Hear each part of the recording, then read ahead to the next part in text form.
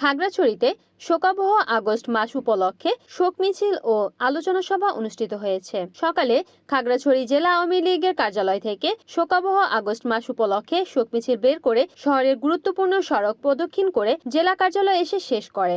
পরে জেলা কার্যালয় সম্মেলন কক্ষে আলোচনা সভা অনুষ্ঠিত হয়। আলোচনা সভায় খাগড়াছড়ি আওয়ামী লীগ সভাপতি ও পার্বত্য চট্টগ্রাম বিষয়ক মন্ত্রণালয়ের মাননীয় প্রতিমন্ত্রী জনাব কুজেন্দ্রলাল ত্রিপুরার সভাপতিত্বে উপস্থিত ছিলেন জেলা আওয়ামী লীগের সাধারণ সম্পাদক ও খাগড়াছড়ি পৌর মেয়র নির্মলেন্দু চৌধুরী, জেলা পরিষদের সদস্য অ্যাডভোকেট আশুতোষ চাকমা, সদস্য শতরূপা চাকমা, জেলা পরিষদ সদস্য খোকনেশ্বর ত্রিপুরা, সদর উপজেলা চেয়ারম্যান মোহাম্মদ দিদারুল আলম সহ জেলা আওয়ামী লীগের জেলা শাখা ও সকল সহযোগী সংগঠনের নেতাকর্মীরা এতে উপস্থিত ছিলেন।